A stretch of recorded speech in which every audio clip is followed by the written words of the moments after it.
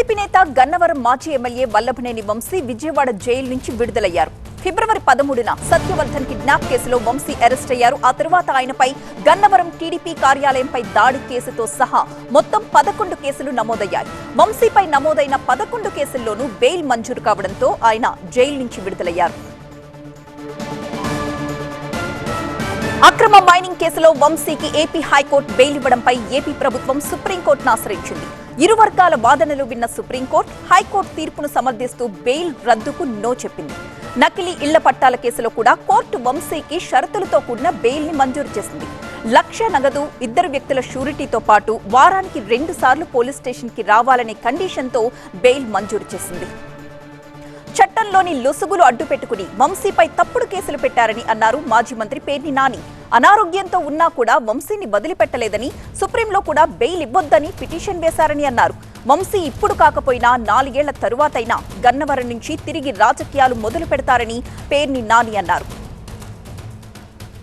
మీరు చేసినటువంటి వేధింపుల వల్ల, అక్రమ కేసుల వల్ల, అక్రమ నిర్బంధాల వల్ల, లేదా ఉద్దేశపూర్వకంగా అతని ఆరోగ్యాన్ని కుళ్ళబెట్టడం ద్వారా ఏం చేస్తారు? మరీ ప్రత్యేకించి గన్నవరం ప్రజల్లో వంశీకి సంవత్సరం తిరగకుండానే సానుభూతిని మూటగట్టి పెట్టించగలిగారు. మీ పార్టీకి మీరే గొయ్యి తవ్వుకున్నారు. మీ రాజకీయానికి మీరే చేతబడి చేసుకున్నారు. ఏం సాధించారా అంటే సునకానందం తప్పితే ఏమి సాధించలేదనేది అల్టిమేట్గా రేపో మాపో లేదా 4 ఏళ్ల తర్వాత ఖచ్చితంగా ఎవరెవరైతే దీంట్లో పాత్రదారులు ఉన్నారో అందరూ కూడా తెలుసుకుంటారు. గన్నవరం ప్రజల మధ్య బతుకుతాడు. గన్నవరం ప్రజలకి సేవ చేస్తానే చివరిదాకా ఉంటాడు. మా ప్రతినిధి వసంత్ మరింత సమాచారం అందించడానికి సిద్ధంగా ఉన్నారు. వసంత్, బెయిల్ ఇష్యూస్ చేసే సమయంలో సుప్రీంకోర్టు ఏం వ్యాఖ్యలు చేసింది? అలాగే ప్రస్తుతం వంశీ ఆరోగ్య పరిస్థితి ఏ విధంగా ఉంది? ఇప్పటికీ ఏపీ హైకోర్టు బెయిల్ మంజూరు చేసినటువంటి నేపథ్యంలో రాష్ట్ర ప్రభుత్వం ఎస్ఎల్పీ దాఖలు చేసిన మరోవైపు వంశీపై గతంలో నమోదైనటువంటి కేసులో పిటిషనర్ ఎవరైతే శంకర్ సీతామహాలక్ష్మికి సంబంధించినటువంటి భూమి కబ్జా కేసు, సివిల్ కేసులో కూడా గతంలో బెయిల్ మంజూరైంది. ఈ బెయిల్కి సంబంధించిన సవాల్ చేస్తూ కూడా సుప్రీంకోర్టులో పిటిషన్లు దాఖలు చేశారు. సుప్రీంకోర్టు వీటిపైన జోక్యం చేసుకోవడానికి విచారించేందుకు కూడా నిరాకరించింది. ప్రధానంగా ఈ కేసులో విచక్షణ మేరకు ఏపీ హైకోర్టు తీసుకున్న నిర్ణయాన్ని, అలాగే సెషన్స్ కోర్టు తీసుకున్నటువంటి నిర్ణయాన్ని కూడా సమర్థించింది. వంశీపై ఇప్పటి వరకు నమోదైనటువంటి కేసుల్లో దాదాపుగా 10కి పైగా నమోదయ్యాయి. ఆయా కేసుల్లో ఇప్పటికే వంశీకి పలు కేసులకు సంబంధించి కొన్ని సెషన్స్ బెయిల్ మంజూరు చేసింది. కొన్ని కేసులకు సంబంధించి సెషన్స్ కోర్టులో బెయిల్ మంజూరైంది. మరికొన్ని కేసుల్లో ఏపీ హైకోర్టులో బెయిల్ మంజూరైంది. సో మొత్తం ఫిబ్రవరి 13వ తేదీన వల్లభనేని వంశీ సత్యవర్ధన్ కిడ్నాప్ కేసులో మొదట అరెస్ట్ కాగా, ఆ తర్వాత వరుసగా వంశీపైన కేసుల మధ్య అక్రమ తవ్వకాలకు సంబంధించి కేసు, అలాగే తెలుగుదేశం పార్టీ నేతపైన దాడి కేసు, టీడీపీ కేరళంపై దాడి కేసుతో పాటుగా మరోవైపు శంకర్ సీతామహాలక్ష్మికి సంబంధించిన భూమి, గన్నవరంలో ఉన్నటువంటి భూమి దాదాపు 10 సెంట్ల భూమిని కబ్జా చేశారనే కేసు, అలాగే మైనింగ్ ఏడీ ఇచ్చినటువంటి కంప్లైంట్లో భాగంగా ఏవైతే గన్నవరం నియోజకవర్గం ప్రజలు అక్రమ తవ్వకాలకు పాల్పడ్డారంటే ఒక నివేదికను జత చేస్తూ ఆయన గన్నవరం పోలీస్ స్టేషన్లో ఫిర్యాదు చేసినటువంటి కేసు, శనగల శ్రీధర్ రెడ్డికి సంబంధించినటువంటి భూమి ఇష్యూను సాల్వ్ చేస్తారంటూ కూడా ఆ భూమిని నకిలీ అగ్రిమెంట్లు సృష్టించి ఫోర్జరీ చేశారనే కేసు, మొత్తంగా 10కి పైగా కేసులు వల్లభనేని వంశీపై నమోదయ్యాయి. దాదాపు ఆయన 3 నెలలకు పైగా ఇటు జైల్లోనే ఉన్నారు. వరుసగా కేసులు నమోదవుతుంది. ఆ కేసులకు సంబంధించి అక్రమ కేసులను మరోవైపు వైసీపీ నేతలు వాదిస్తూ ఉండగా ఈ కేసులకు సంబంధించి ఆధారాలు అంటూ కూడా పోలీసులు కేసులు నమోదు చేస్తున్న కంప్లైంట్లో భాగంగానే. సో ప్రస్తుతం ఈ కేసులన్నింటికీ కూడా ఇటు సెషన్స్ కోర్టుతో పాటు ఏపీ హైకోర్టులో బెయిల్ మంజూరు కాగా, రాష్ట్ర ప్రభుత్వం మాత్రం ఏవైతే అక్రమ తవ్వకాలకు సంబంధించి దాదాపు 190 కోట్ల రూపాయలకు పైగా కొల్లగొట్టారు, ప్రజలకు సంబంధించి ప్రభుత్వ వనరులకు సంబంధించి వాటిని లూటీ చేసే ప్రయత్నం చేస్తారంటూ కూడా ఎస్ఎల్పీ దాఖలు చేశారు. ఈ పిటిషన్ కూడా సుప్రీంకోర్టు ఈరోజు విచారించింది.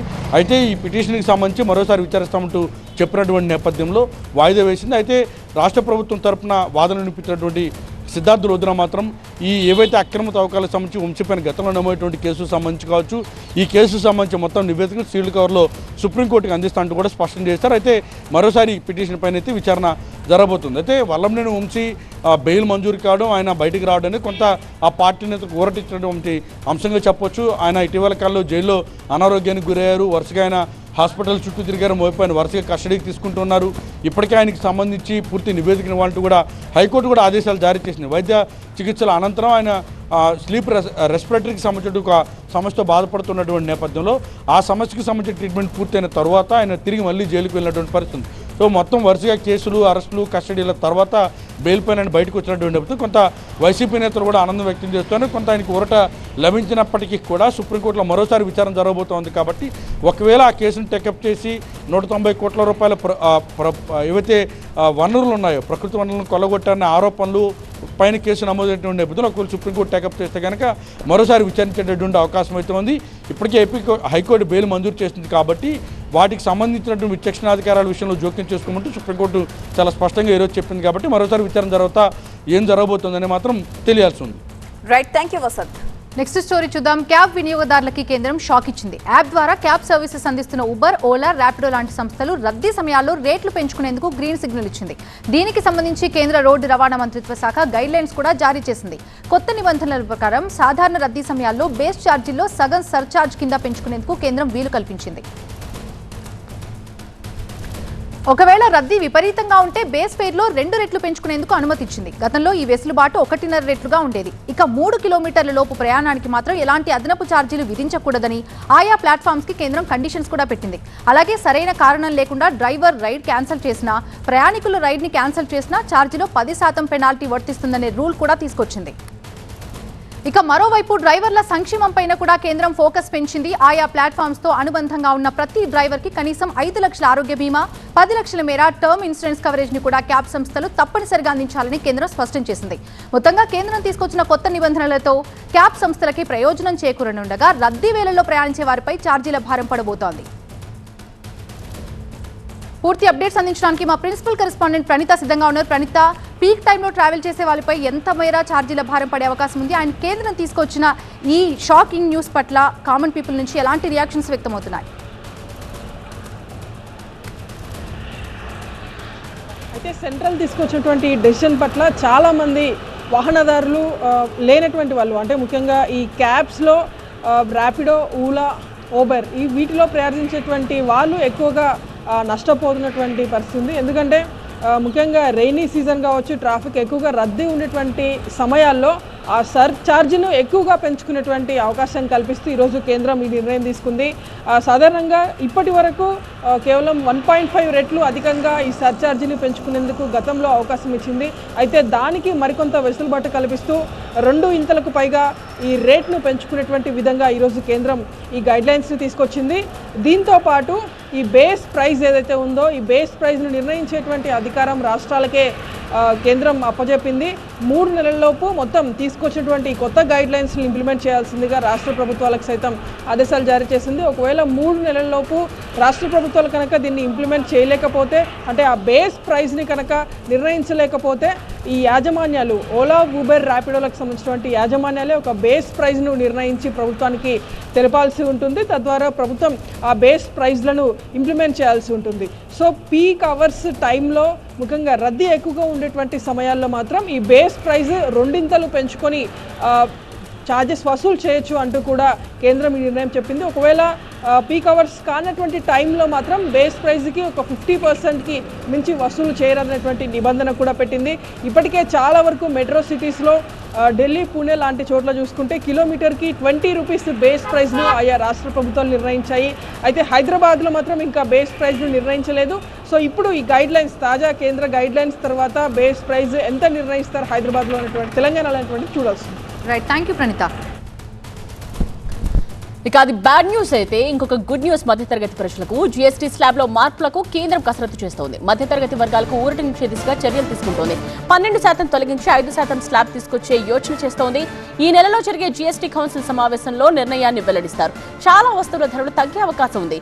ముఖ్యంగా కూలర్స్, సైకిళ్లు, కుట్టు మిషన్స్, కుక్కర్లు, ఇస్త్రీ పెట్టెలు, గొడుగులు, పాదరక్షలు, సబ్బులు, స్వీట్స్, డైరీ ఉత్పత్తులు, అలాగే టూత్ పేస్ట్ ధరలు తగ్గే ఛాన్స్ ఉంది.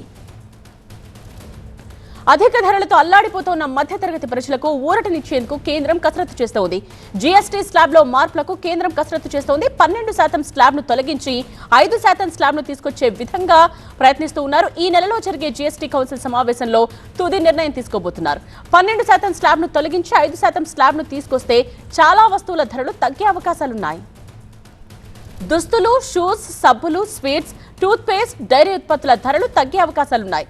అంతేకాకుండా కూలర్స్, సైకిళ్లు, కుట్టు మిషన్స్, కుక్కర్లు, ఇస్త్రీ పెట్టెలు, గొడుగుల ధరలు కూడా తగ్గుతాయి. చాలా రోజుల నుండి జీఎస్టీ స్లాబ్ను తగ్గించాలన్న డిమాండ్ ఉంది.